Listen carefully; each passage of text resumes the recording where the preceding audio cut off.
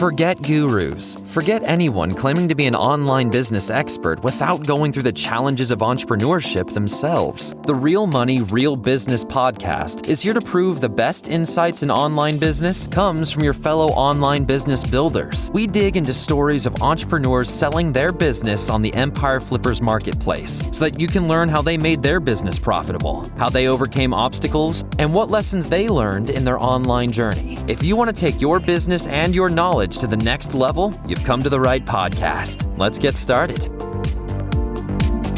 Hey everyone, welcome to another episode of the Real Money, Real Business podcast. We record these interviews so that potential buyers can learn more about the business and the seller to help them make an informed buying decision.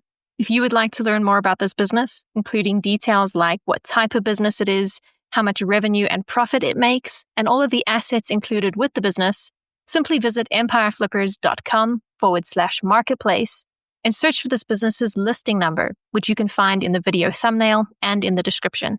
Or if you're watching this on YouTube, you can click the link in the description to go straight to the listing. So without further ado, let's get into this interview. First up, let's learn a little bit about you. Can you tell us about your background in building and running online businesses?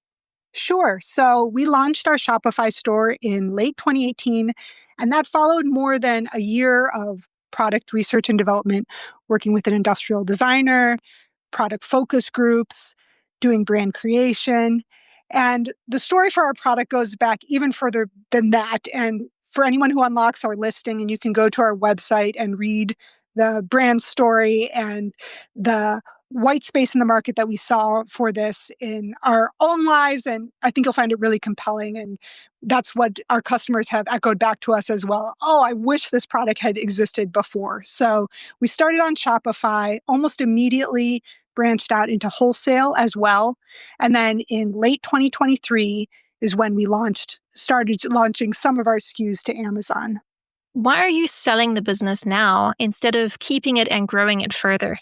Yeah, that's a great question. And actually, I've gone back and forth about whether I want to sell because it is a product that I really believe in. And I think that the market is out there for it. And for the right person, they're going to make a huge success of this.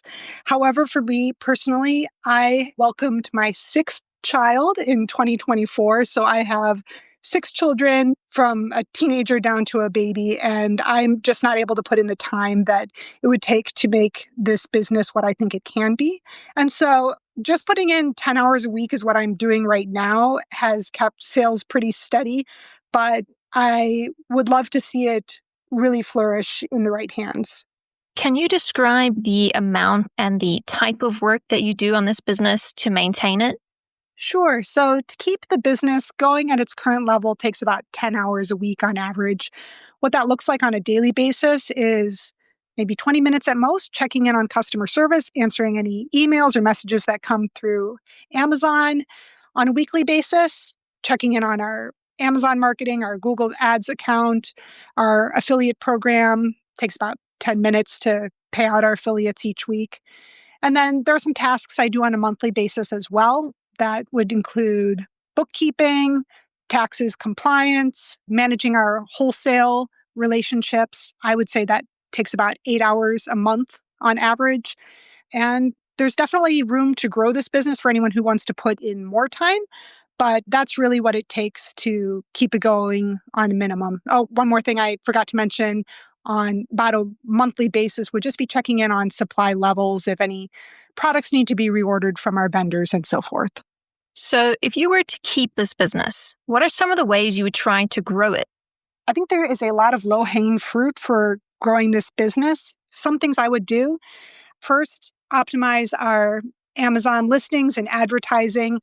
We set up the Amazon account and have pretty much run it on autopilot since 2024. So definitely could be improved. And also, we only have a fraction of our SKUs on Amazon. We sell a lot more on our Shopify site.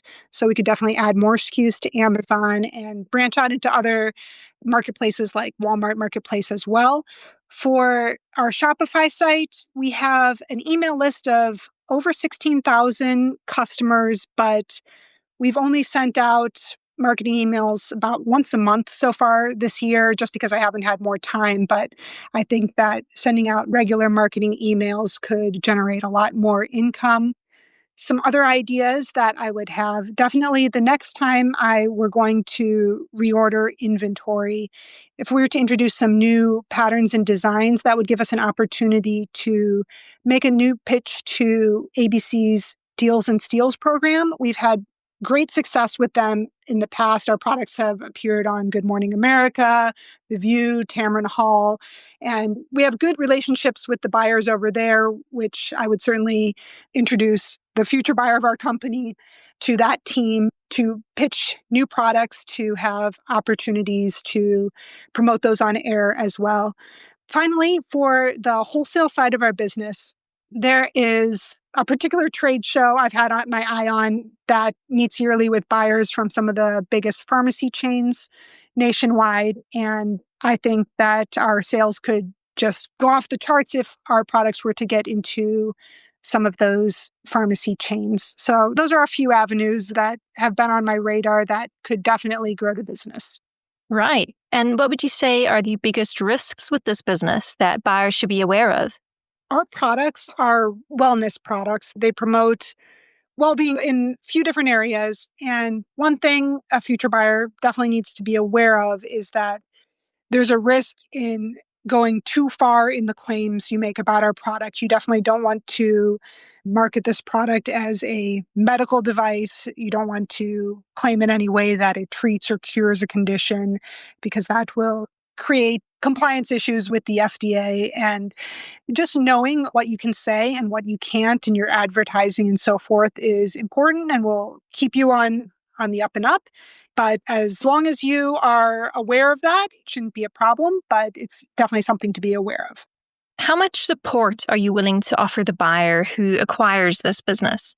This business is very dear to my heart. I built it with a lot of blood, sweat, and tears. So I definitely want to make sure that whoever buys it is set up to be successful. So I will be around. I've made the commitment for a minimum of 6 months.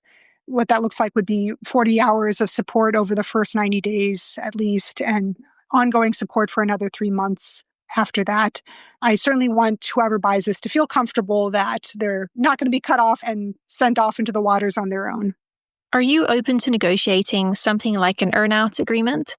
My preference is not to have any loose ends hanging out there after the sale of this business. So to the extent that I'm able to close the book on the sale quickly, that is my preference. However, I am open to discussing alternative payment structures depending on what's going to work best for our buyer. So that's simply a conversation that we're open to having. Okay, final question. If you had to put yourself in the shoes of a buyer, why is your business a business worth buying? There are 2 reasons that come to my mind right away about why this company is worth buying. The first is that it's in a category that is rising rapidly. Natural wellness is huge. It's only getting bigger. The second is that our products are definitely superior to our number one competitors, and our number one competitor is selling tremendous volumes of their products. And once you've unlocked our listing, if you see who our number one competitor is, look up their sales figures on Amazon and imagine what your revenue could be if you could capture even a part of that market share. You'll see that you could be doing very well soon. And that's both e-commerce, their presence is worldwide. So far, we've only been in the US market, but both e-commerce and in traditional brick and mortar, they're in thousands of brick and mortar stores. And so the room for growth for someone who has a little more time than a mom of 6 to put into getting the word out about a product is going to do you very well. All right, everyone. Thanks for listening. To learn more and see if this business is still for sale, head over to empireflippers.com/marketplace and search for this business listing number, which you can find in the video thumbnail and description. Or if you're watching this on YouTube, click the link in the description to go straight to the listing. Once you've unlocked this listing, you'll find everything you need to know about this business. So, thanks for joining us. See you next time.